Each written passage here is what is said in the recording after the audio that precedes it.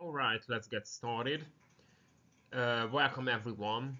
The goal of this series of lectures is to give a thorough introduction to dynamic programming, dynamic economics, through a close reading of the Stokey-Lucas textbook entitled Recursive Methods in Economic Dynamics. Um, the book contains three parts. The first one is the simplest, which treats dynamic programming in a deterministic environment, on the basis of which, in the second section, we will add stochastic disturbances to the decisions. And finally, we will use the solutions of the individual dynamic optimization problems in building macroeconomies out of optimizing agents. This book is a path-breaking or field-defining contribution, which is the very foundation of any economics program, graduate program throughout the world. But today, students don't actually read this book. So I thought it would be a good idea to go over the book chapter by chapter, to do exercises, to cover the models, the applications. How we are going to do this? How are we going to do this? We will have 17 lectures, so one lecture to each chapter. Uh, in these lectures, we will cover mainly theoretical questions with applications. And every two lectures, we are going to have a seminar session, which are devoted to applications and exercises. And sometimes we are going to cover exotic topics. To go over the book, you need the book. So turning to the suggested literature or recommended literature, I think you really should have a copy. It can be a hard copy of the book or a PDF version of the book, all the same. But you will see very soon that the science of field of dynamic programming is about the rules. So it is one thing that dynamic programming is about solving optimization problems in time. But you will see soon that we can formulate a lot of decision problems, dynamic decision problems, in a dynamic programming framework, but uh, we need to pay close attention to the rules, to the assumptions all along. So if we want to have meaningful answers to our problems, we need to abide by the rules. So we need to formulate these problems in a way in which the assumptions hold. And you will see that that the use of the book is largely going back and forth in the book. So you will need a copy of the book in order to look up the theorems, the assumptions, everything. There are exercises in the book, lots of, hundreds of exercises actually, and they are instrumental to the core message of the book. You will see that the authors provide some theorems in general cases, for instance, but the applications of these theorems to specific cases are left to the reader. So exercises are not just additional exercises. These exercises belong to the core message of the book, and we cannot proceed without doing the applications the exercises. So I suggest you should have the solutions manual, which is available as a distinct volume, distinct book, because you really need the solutions to follow the discussions. You may ask, how much math will we need? Not much. This is one of the strengths of the book, that you don't need to have a PhD in mathematics. So what you need is a firm command in calculus, a firm command in linear matrix algebra. So if you are familiar with these topics, you will be alright. But you may find necessary to have a you may find it necessary or useful to have a handbook, a mathematics handbook, which is supposed to be within easy reach for you to look up when you feel your knowledge is outdated a bit, or when we use something which you want to learn what it is, how to use it. So I suggest you should have one book of these two. One is the Sitzetter-Hammond Classic Mathematics textbook.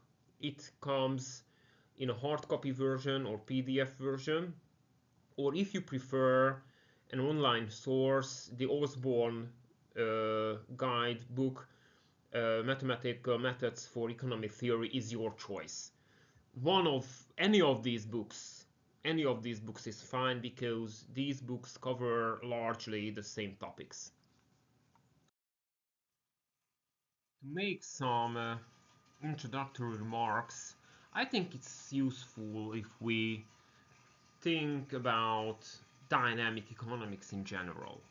First of all, what makes an economic problem dynamic? But before answering this question, let's address another question. What is economics at all? It is an easy fit. It is easy to answer. Economics, in my understanding, economics is about decisions.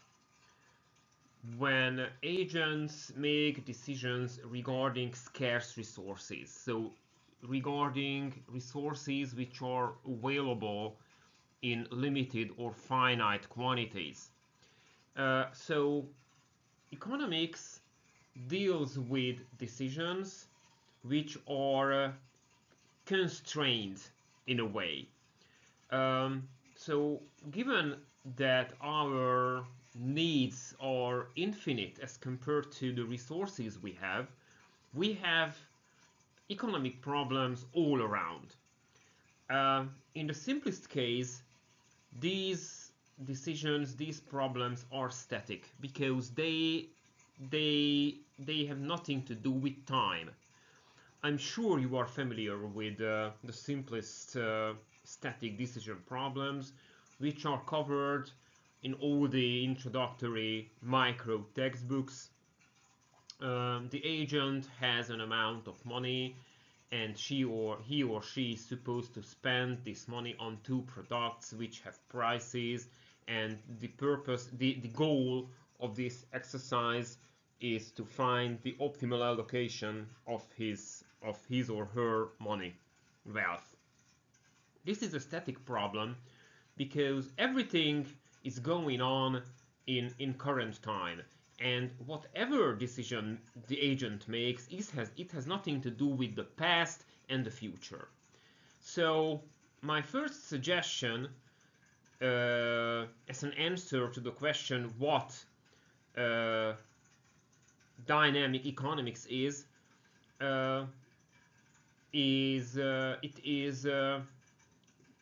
economics that deals with time, with problems that has something to do with time, in which there is time in a way. How, you may ask? Let's have some simple examples. The classic cake eating problem, which we are going to solve in the later part of this lecture. In the classic cake eating problem, there is an agent who has a cake, a birthday cake, and he is supposed to eat the cake during a finite or an infinite time span. It's all the same. It doesn't make too much difference. So this is a dynamic problem because depending on the agent's choice today, he or she is going to have different options tomorrow.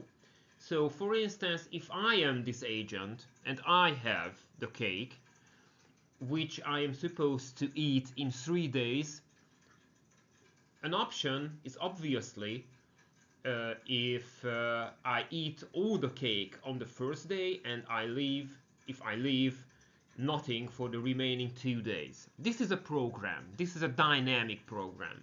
I eat all the cake today, leaving nothing for the remaining days. Or I can eat 1/3 of the cake on each day.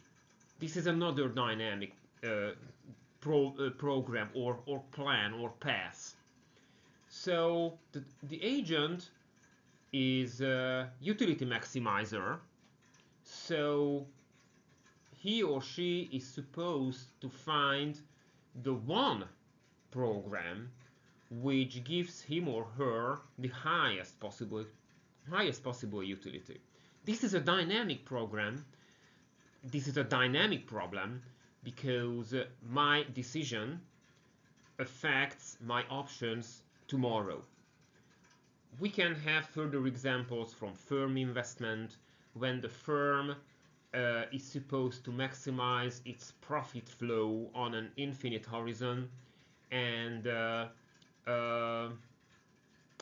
profit flow is dependent on the capital stock the firm has. So it's a simple rule: the higher the capital stock we have, the higher the profit we can make. But the firm can increase the capital stock only at the price of cutting down its production today, because it needs to allocate some from resources, capital and labor force from current production to investment. So one dynamic program for the firm is obviously is the case when the firm doesn't do anything about investment. So it uses its current capital stock. But another program, and it is a dynamic program because it has something to do with time, when the firm in the short run decreases its current production in order to allocate some resources to investment and in order to have higher capital stocks in the future. And the firm is going to find that program that gives it the highest possible profit flow. Or investment in human capital is the same. Just as a elementary example, we can go to the labor market at an early age. For instance, after the school leaving exam, we can go to the labor market and we can make some money. But instead of this course of action, we can pursue higher studies to earn a high-flying degree at a high-flying university, and by doing so, we will go to the labor market in a later stage of our lives, but then we will make a higher salary, higher monies. So this is a two option. In this case, in my exposition, this is a two option problem. To go to the option one is to go to the labor market at an early age for lower money, lower salaries, or to go to the labor market later, but for higher salaries. And the agent will pick that program which gives him the highest level of utility. So this is the way we will call problems dynamic, and we will solve such dynamic problems. So let me give you an overview on what it means to solve such dynamic economic problems. So let's have a look at the details of the mathematical description of behavior of agents. Agents can be individuals or firms, even the government, so any decision maker can be an agent in our models. We need a mathematically tractable description of the decision maker through the primitives, meaning, technology, and the preferences. These are the ultimate building blocks of our theories. The technology and the preferences, they are called the primitives because we cannot go underneath this level. So the technology and the preferences are the ultimate building blocks from which we want to derive everything in our theories. The main idea underlying the theory we are going to study is simple. Agents respond to the environment by making decisions. It's gonna be very useful to sort our variables into two broad categories. The first category is the control variables. The control variables are the variables over which the agents have direct control. So in the case of the cake eating problem, the size of the cake which I eat today is my control variable. So the control variable is under the direct and immediate control of the agent. There are the state variables, the other part of the variables, the other set of the variables is the set of the state variables. These state variables contain the information basis upon which the agent makes his or her or its decisions. There are two sorts of state variables: endogenous and exogenous state variables. Endogenous state variables are those states that are influenced by the decisions of the agent. Going back to the cake eating problem, my control variable is my current consumption, which determines the size of the cake I am going to have tomorrow. So today I make my decision on the basis of the current cake size. So the cake size is the state variable in this model, and this is an endogenous state variable because tomorrow's cake size is directly affected my decision today, and today's cake size was directly influenced by yesterday's decision. There may be so-called exogenous state variables in the models. For instance, in the stochastic models, there are noises, disturbances, and these variables contain information regarding the environment, but these exogenous state variables are out of the control of the agent. So the agent uses, he or she can use these pieces of information to make better, more optimal decisions, but he or she cannot control these variables. Okay, we will have the so-called transition equation. So this is a menu, what we are building now. We will have a transition equation which describes the dynamics of the endogenous state variable under the influence of the control variable. So there will be in the cake eating problem, you will see it soon. There will be a transition equation that describes how the agent's consumption affects the dynamics of the cake. Another process describes the dynamics of the exogenous state variable, and we will study these equations very extensively in later parts of this lecture series. We will have a value function, and I guess it is the most important. Okay, it's silly to say so, but with no value function we wouldn't have anything else. So dynamic programming is about dynamic programs, dynamic plans, dynamic decisions. And so the agent wants to find that program that gives him or her the highest possible utility, and he or she compares the alternative decision passes, the alternative programs by the values such programs give him or her. So it is a simple game. The agent have something in mind, have a consumption pattern in mind. I can eat my cake today, but I will calculate in these models, I will calculate how much utility this consumption path is going to give me. And I will choose that dynamic program which gives me the highest attainable value.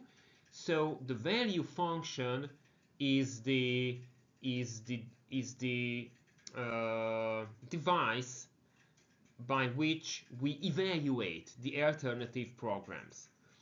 After finding the optimum consumption path or program, we can describe our decisions by the policy function, and such a policy function relates my decisions to the state variables. So the policy function is very useful because this is the equation, this is the function that summarizes how the agent responds to the environment. So for instance, in the cake eating problem, such a policy function is going to be the equation that describes period t consumption as a function of the current cake size. So after listing the ingredients, let's have a simple example, the cake eating problem, as I promised. We have an agent who is supposed to consume a cake to maximize its total utility over a period, which can be finite or infinite, and total utility is measured by the sum of utilities in the consecutive periods. We have a discount factor which is supposed to be between 0 and 1, and utility is measured by a simple logarithmic utility function. Let's go ahead. So let's proceed at the blackboard. We have the classic cake eating problem in which total utility is measured as the sum of utilities in the distant period. W0, the initial size of the cake, and the discount factor are given, and we have the so-called transition equation which describes the dynamics of the cake size as the function of cake size in the previous period and consumption. So this is the state variable, on the basis of which the agent makes his or her decisions. And this is, I mean, the consumption in period t is the control variable.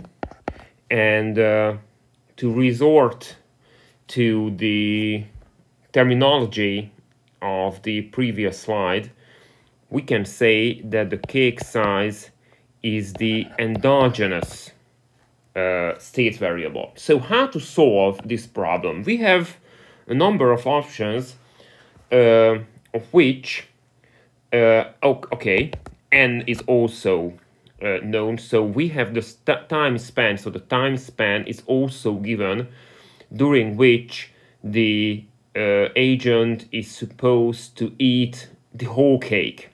So first, let's start with the finite horizon. Finite, so this is a finite number. So the period, the time span during which the agent is supposed to eat the cake is finite. So this is a sequential problem, and first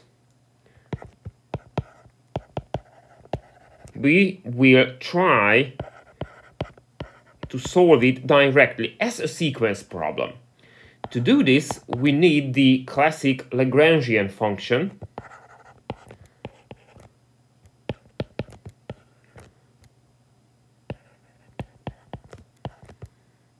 Or simple the Lagrangian.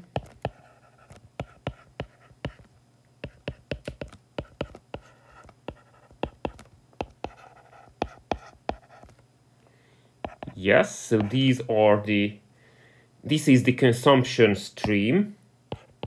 Altogether, we have n periods. And here comes the resource constraint.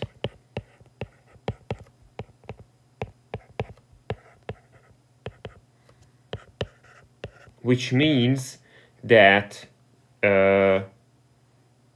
consumptions must equal to the size of the cake. So the agent is supposed to eat the whole cake, no saving, but he or she cannot eat more than the cake.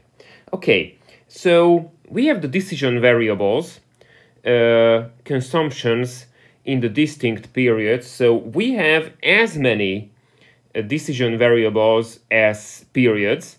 So we will have the system of first order conditions by deriving the Lagrangian function with respect to the control variables. This is a system of first order conditions of which we can eliminate the lambda parameters, and we will have something like this.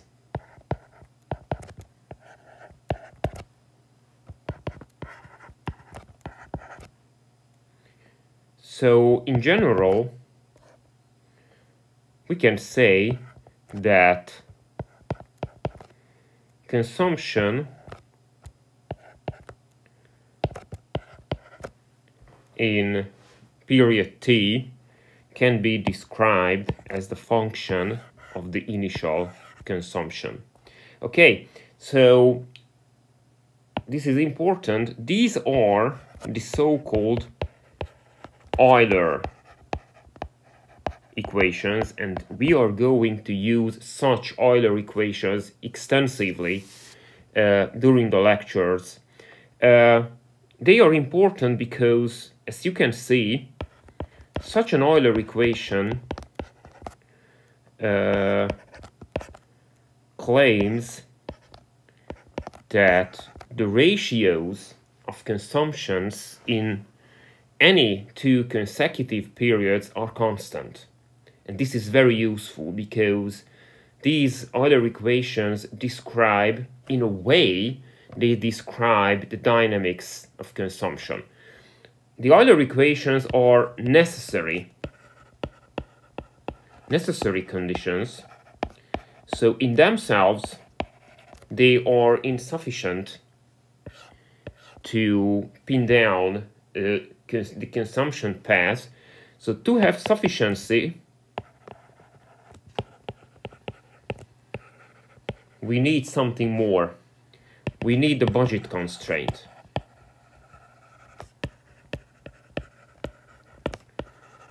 Okay, so what does it mean? It means that, it means that consumptions in the periods must equal, the sum of consumptions must equal to the size of the cake. And now you can see why this is so important, because we can describe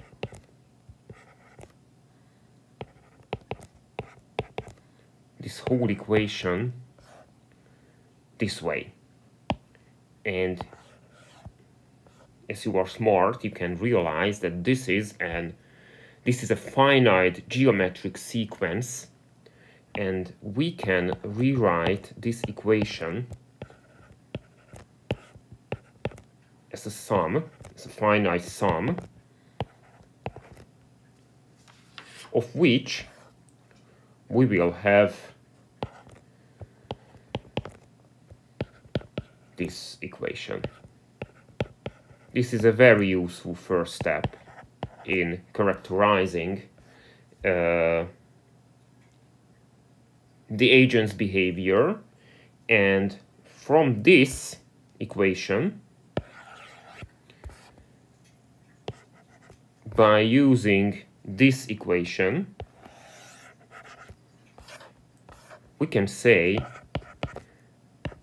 that this equation holds.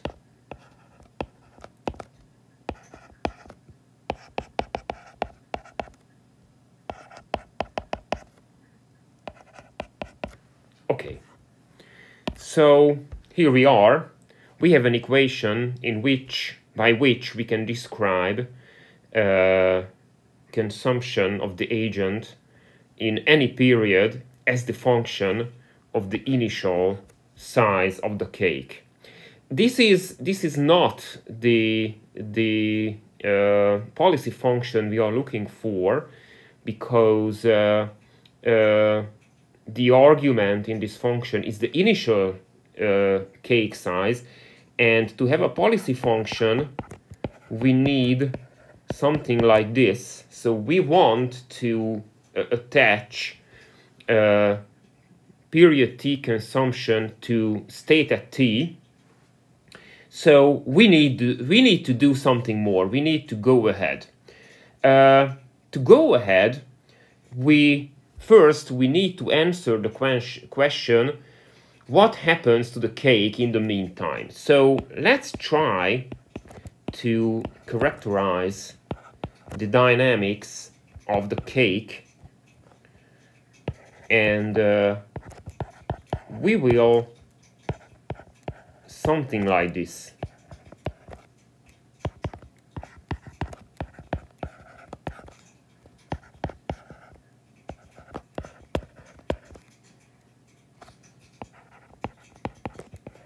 We will have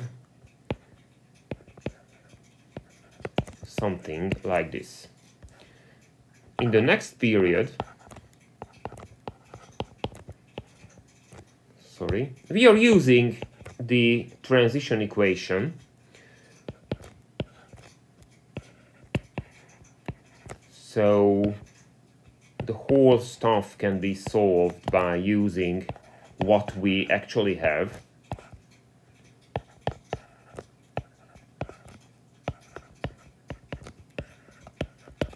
And now we can realize a pattern.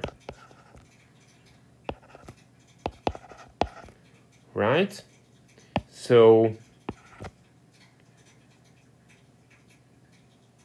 sorry, 1, 1, 2, 2. So in general, we can say that the cake size in period t can be described with this equation, and it's correct, I think. So now we can use this equation. You can see we have this equation as the function of the initial size of the cake. We are looking for this equation, and here we have an equation from which we can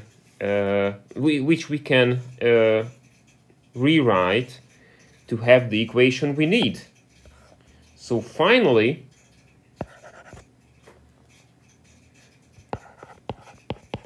by rearranging this final equation,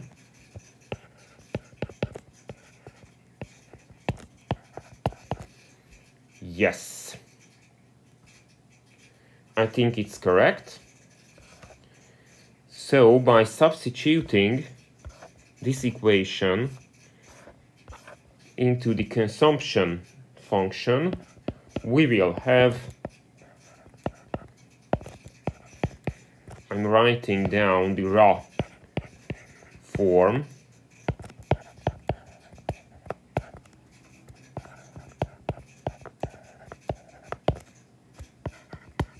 we can simplify, of course. So in the end,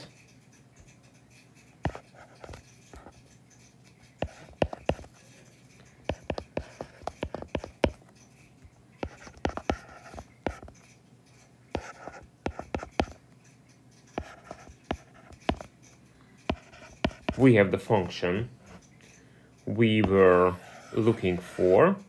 This is not too nice a form, so I suggest we should simplify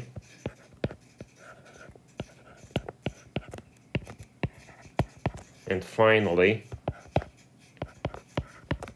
we arrive at the policy function. So this is the policy function which describes period t consumption as the function of the current cake size. Another question regards the dynamics of the cake size. So now we have an optimal policy which describes agent behavior as the function of state at t, but there is another equally important question. So we need to have an equation that describes the cake, the dynamics of the cake, under the optimal policy. So let's do this. So we want to understand, this is something we are going to do all the time. So we want to understand how the optimal policy affects the size of the cake. And from this form, we will have this equation.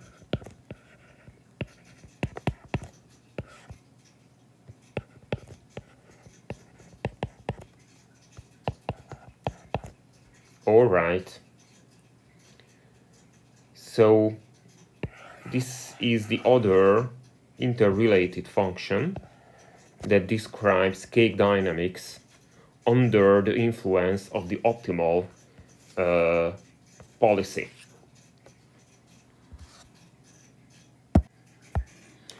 The next step is easy to take. We will turn this finite problem into an infinite problem. Infinite problems are relevant in cases where n the length of the time span is not known for being uncertain. In an infinite problem, we have a very similar Lagrangian. It looks like this.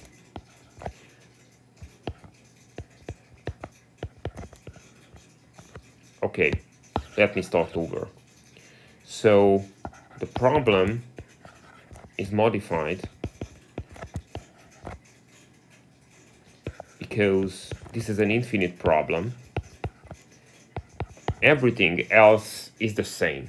Okay, so we have the Lagrangian function,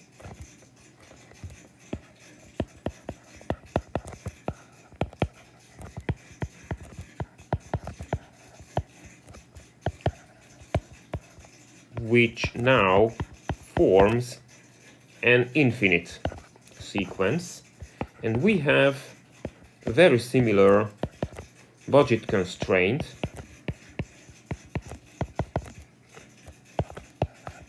according to which the agent consumes the whole cake during an infinite time. We have the same first order conditions. Everything is the same. We have the same first order conditions, of which we have the same Euler equations, just like in the previous case, finite case, sorry. So everything is the same.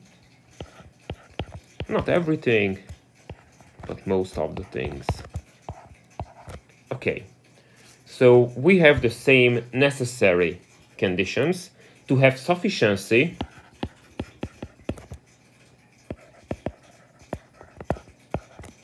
we need the budget constraint.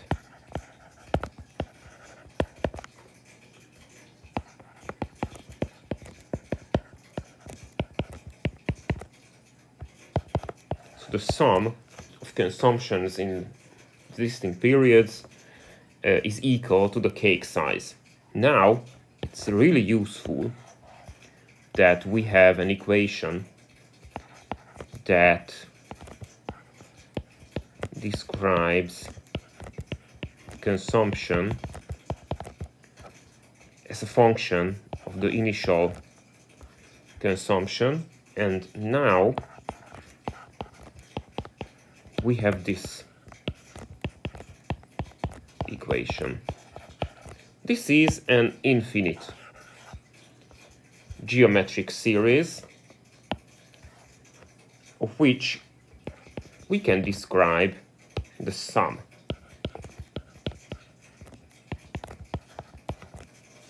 So we have an equation that describes consumption in the distinct periods as the function of the initial cake. Again, we need something like this. So we need a policy function, which is the function which makes consumption the function of the state at t. So we need to have a look at cake dynamics under the influence of the optimal policy.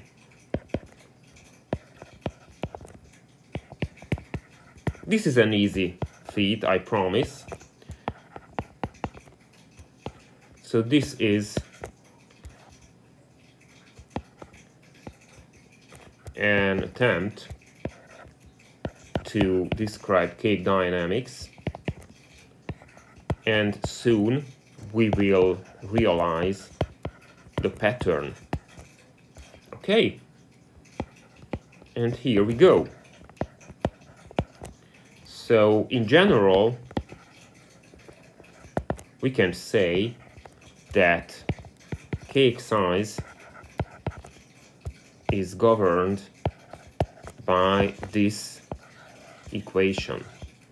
So here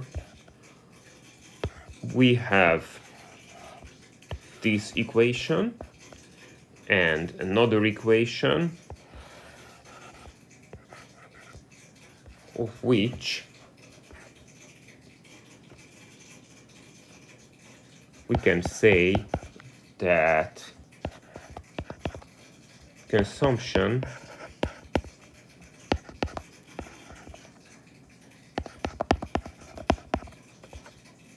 is governed by this equation, and this is the policy function because it describes period t consumption as the function of period t state at t. Evidently,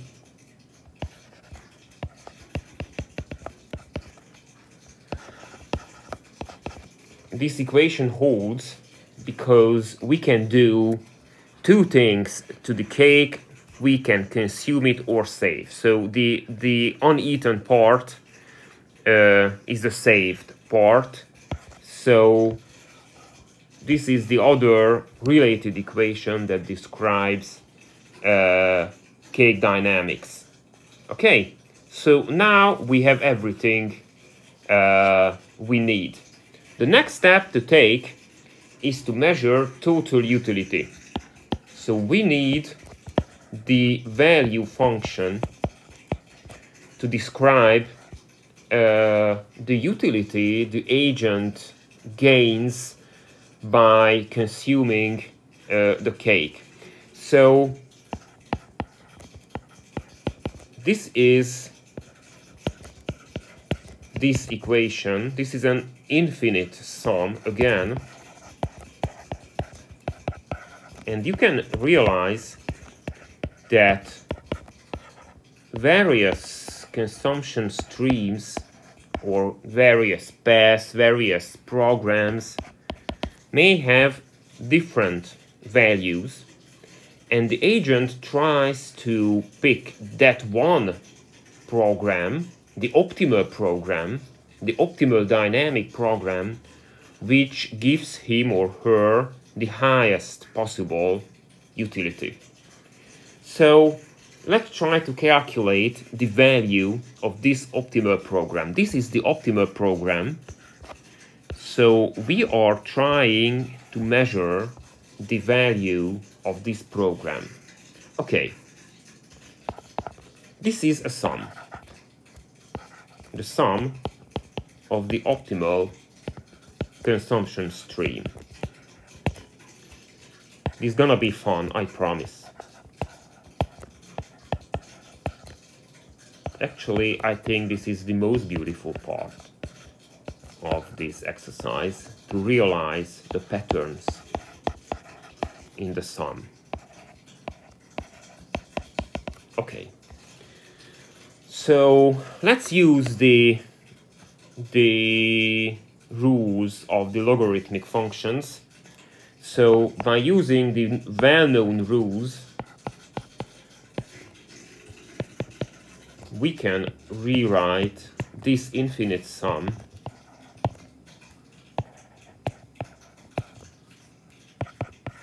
as another infinite sum,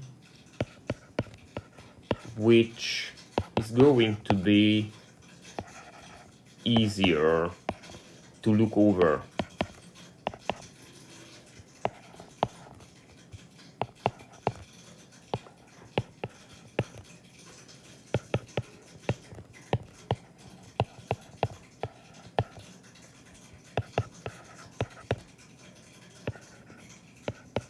And so on. Okay, so here we need to find the patterns, some patterns. So let's try to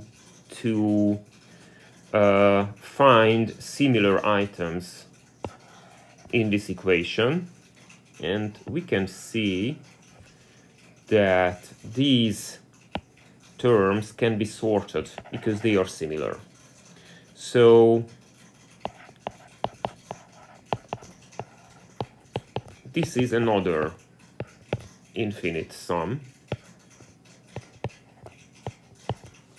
This is an infinite geometric series which can be written this way. So this is the first part of the sum. All right. There is another item, another pattern to realize, which looks really similar. So we can do the same.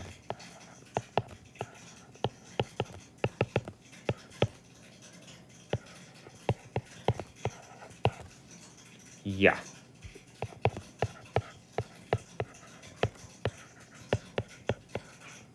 And the last part of the sequence is the trickiest.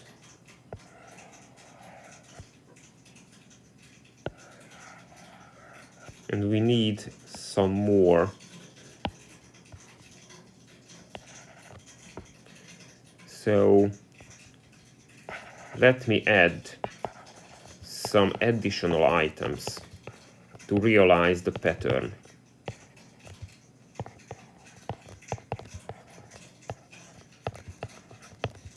Trust me,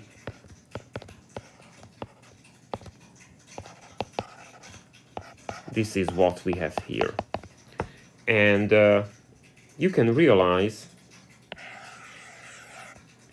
that we have an infinite sum of infinite series because this is the first line of the sum.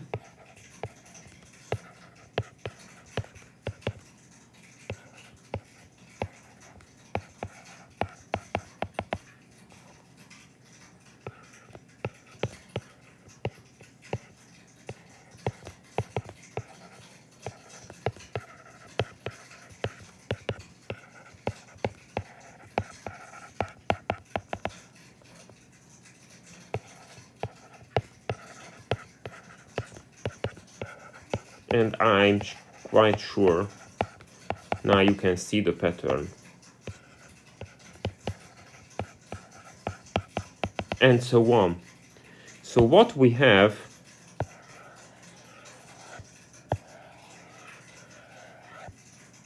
is it is a sum which is the sum of infinite sums. So the first line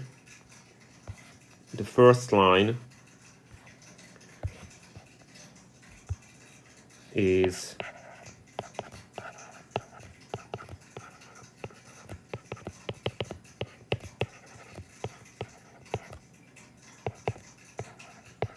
an infinite sum. So this is okay. The next one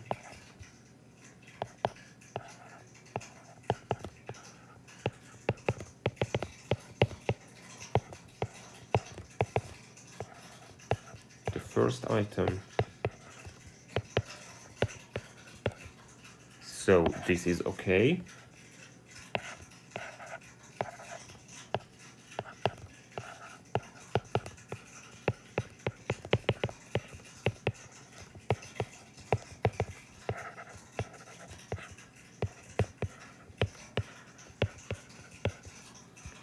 And so on. So in the end, our sum is the sum of sums.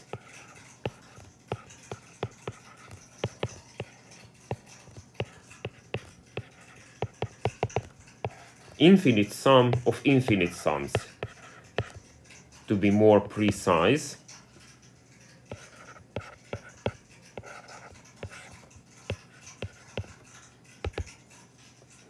we don't need the bracket.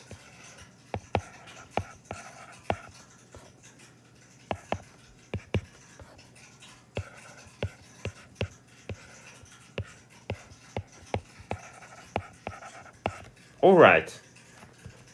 We have the full value function. So we need to add up the parts. First, we have,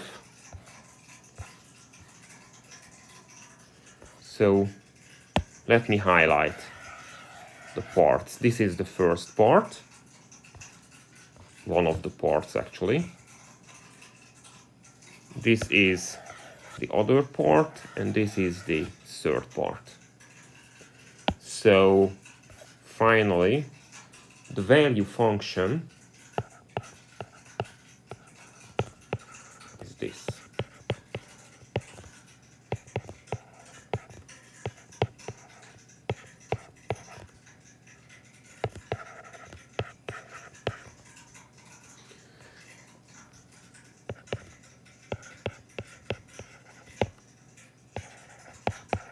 So this is the function that describes the value of the optimal program to the agent.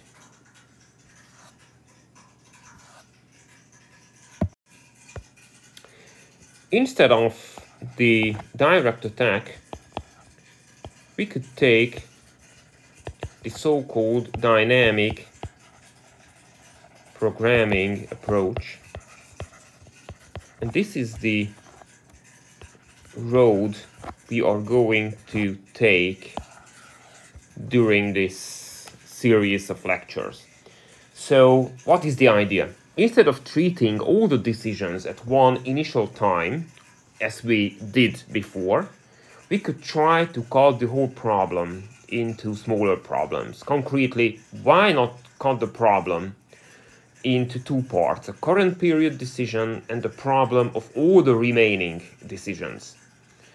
Generally, our value function would look this way. So this is an n-period value function that describes the value of the cake during n period. So we need to find an optimum consumption in the initial period, and the remaining decisions are packed into a distinct problem. Supposing that we have this transition function between the initial period and the next period. This equation is useful for two things. One, n can be any natural number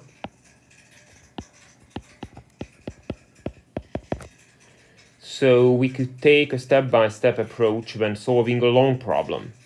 Two, if n goes to infinity, we will have another function which looks really similar to the previous one, with one exception. Can you see the difference? If n goes to infinity, this is the famous Bellman-equation, and we will use this equation extensively in the courses and in the seminar. So this is the Bellman-equation. This is a functional equation that means the unknown is a function, the value function is the unknown in this equation.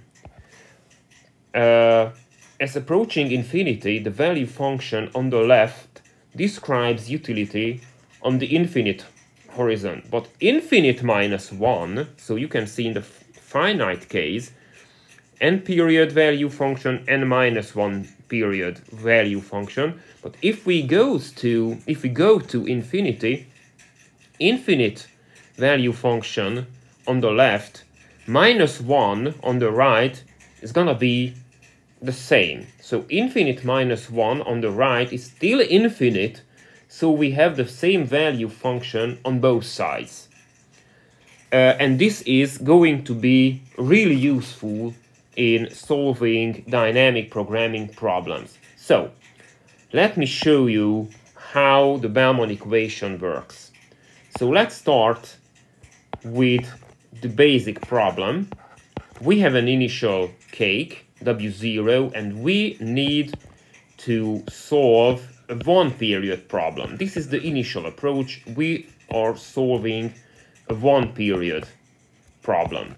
So it means that we are supposed to eat the whole cake in one single period. So we have this value function. So in this case, we have this value function that describes total utility if n is 1. Okay, let's go ahead. The two-period problem. The purpose is the same. Find an optimal consumption for the initial period and leave the problem of all the remaining decisions to the later periods.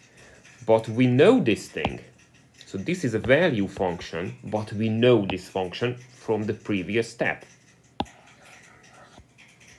So this is simply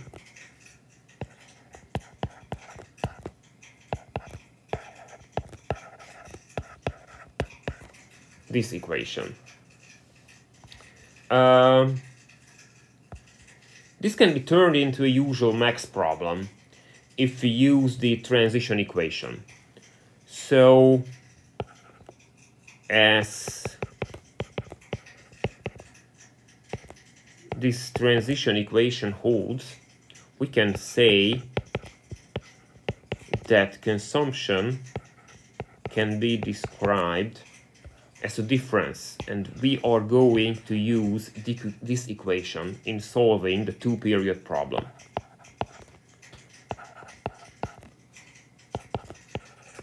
Now we have a new decision variable, but it's the same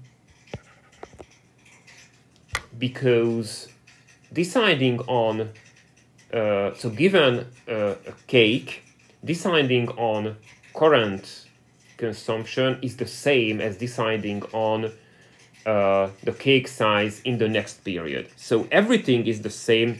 It is the question of notation. But writing the equation in this way is more useful for the treatment. Okay, I think it's correct. So we have a first order condition. This is the decision variable, cake size in the next period. So we need to derive the Bellman equation with respect to the decision variable. And we are going to have this first order condition.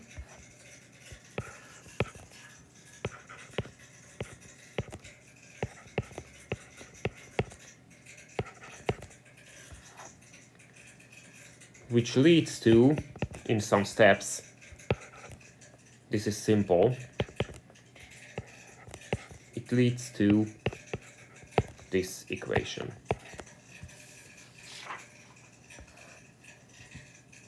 As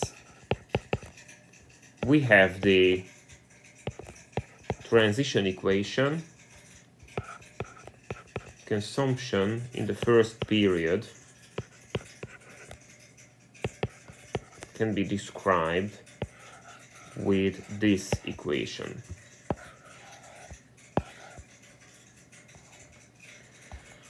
And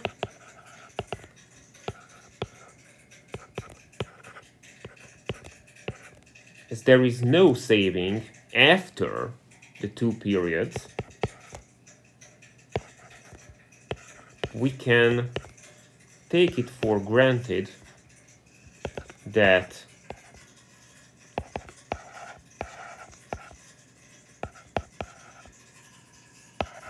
this equality holds.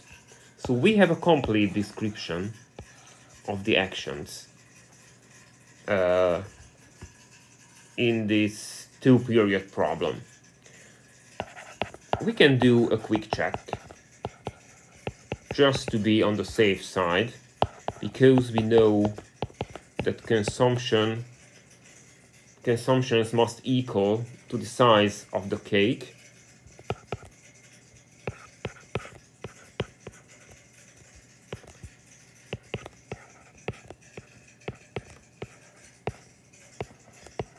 And it is easy to realize that it is correct. Okay, so let's see the value function. I chose this exercise, this problem, because it has on any time span a closed form value function, which is the exception, not the rule.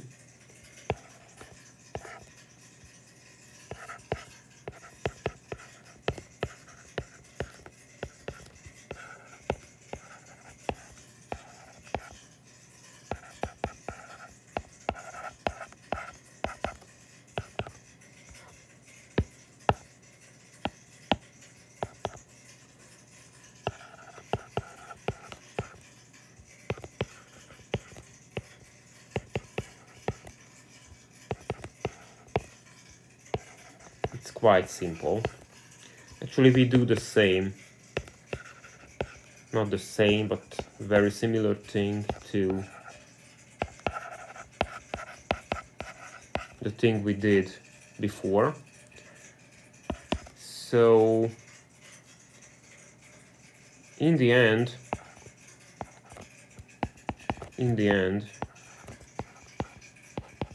we have this value function.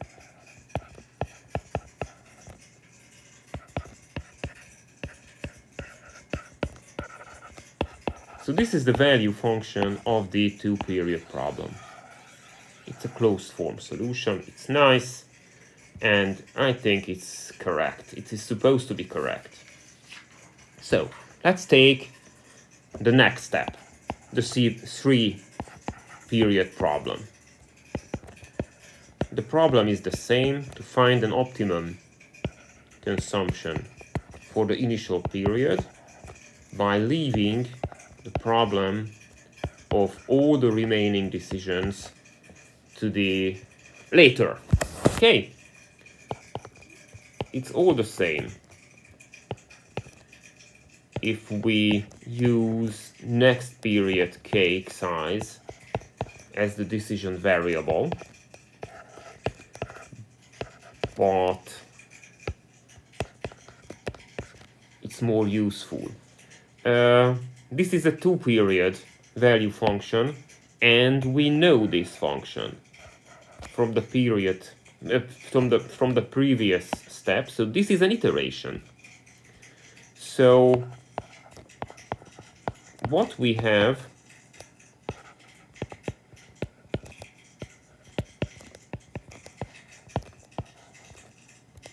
quite long, but it makes sense.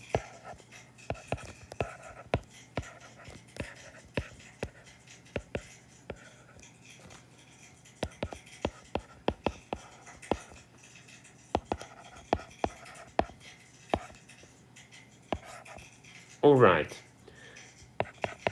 We will have the first order condition, actually only one. So we are deriving the value function with respect to the cake size in the next period. So if we solve this equation, we will have this rule.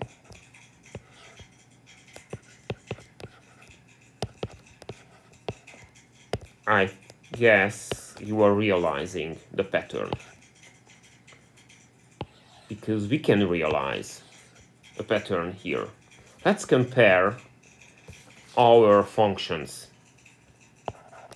In the 2-period case, this was the optimum cake size next period. In this 3-period version, this is the optimum cake size.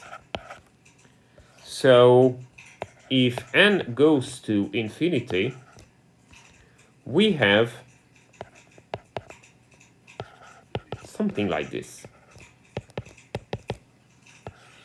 an infinite sequence.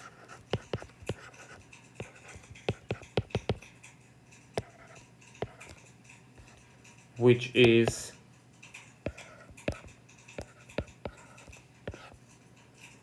ratio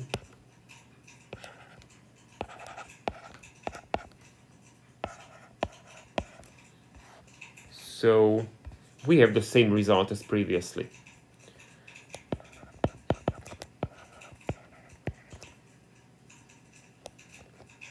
And S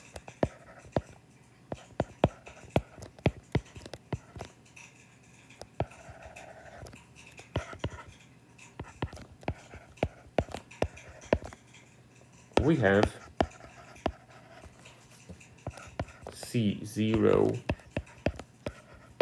for initial period consumption in this form. Okay, and because of the Euler equations that still hold on the infinite horizon in general,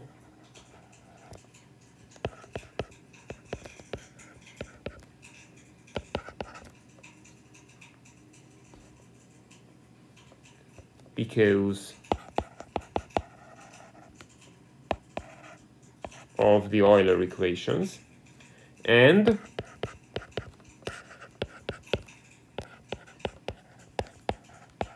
we have this equation, and this is quite useful. Let's have a look at the dynamics of the cake. Let's use the transition equation.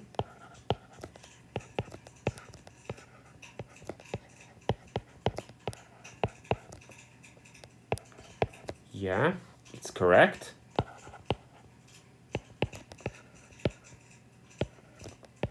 And in general,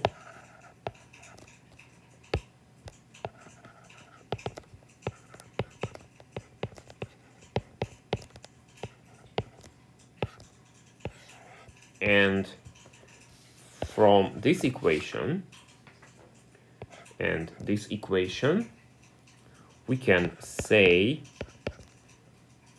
with some mathematics, very simple mathematics actually, that this equation holds, and this is the policy function we are looking for, we were looking for. And from this equation, it also holds that this equation describes the dynamics of the cake, because if we consume 1 minus beta part of the cake, a beta part is gonna be saved. So we have everything. We have the policy function and the dynamics of the cake and the dynamics of the optimum consumption paths are both characterized. But there is one more thing which is missing, the value function. So let's try to have the value function, and you will be surprised, maybe, that the solution is going to be the same. And we don't need to go over the same solution again. I am just showing you the first line by which you can make sure that we have the same result as we had previously.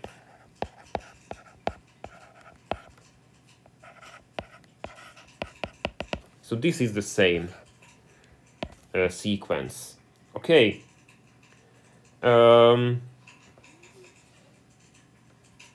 This is the same sequence.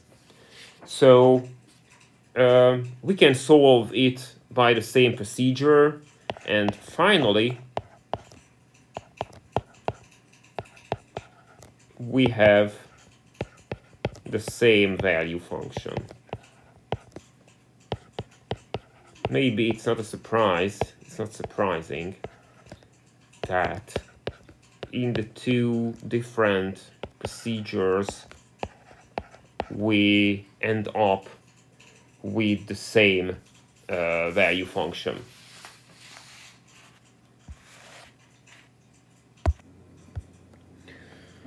A third road to solve this problem leads directly from the Bellman-equation. So we can solve this problem directly by solving the Bellman-equation. Let's focus on the infinite horizon only. We have this Bellman-equation as previously, and now as we on the infinite horizon, we have the same value functions on both sides. It can be rewritten in a more useful way.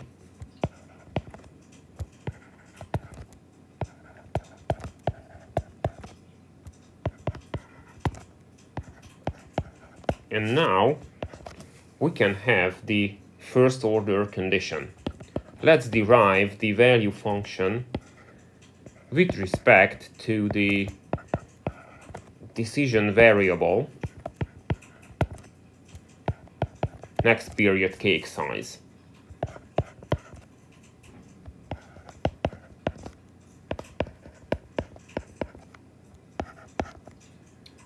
It looks fine, but there is a problem. As the Bellman equation is a functional equation, we are looking for v, the value function, the derivative of which we need now. So we cannot proceed.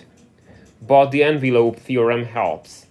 According to the envelope theorem, we can rewrite the equation with the optimal policy. So let's assume for a minute that we know the optimum decision. So let's assume for a minute that we actually have the policy function. We don't need it, but let's assume we have.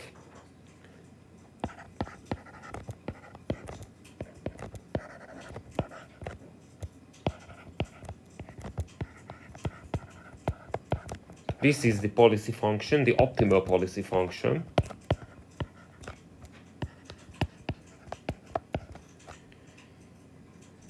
And according to the envelope theorem, we can derive the value function by paying attention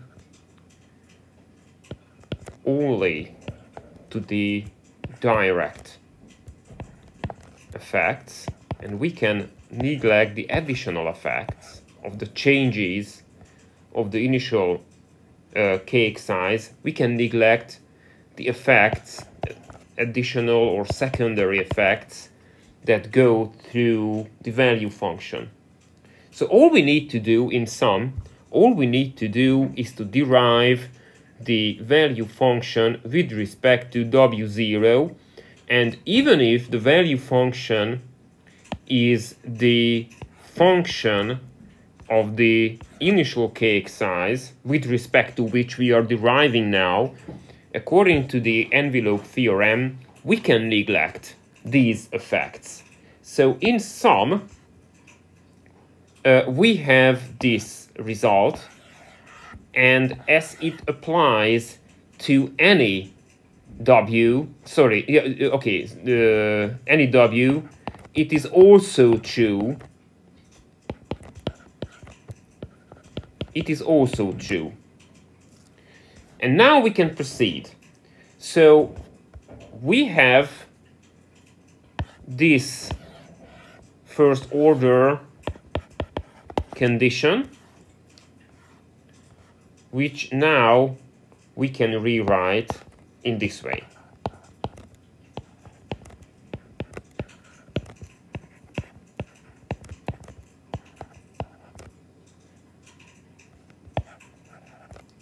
But you can realize that this is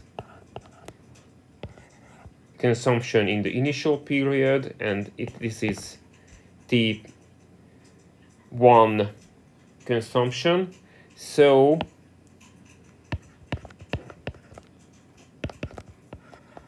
all we have is the same result. And in general,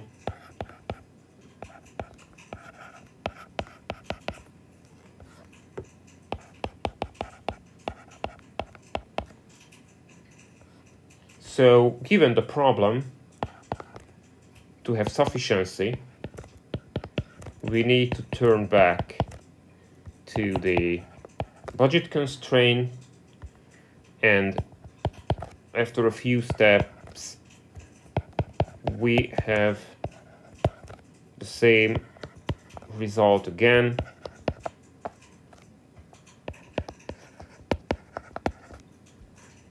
All right. And in general,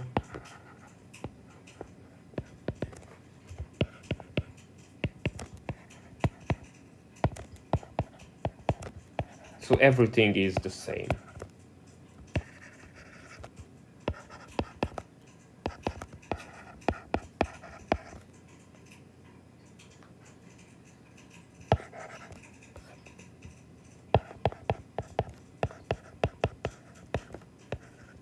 This is the policy function, and this is the equation that describes the dynamics of the cake, and from this stage it is very easy to get to the same value function.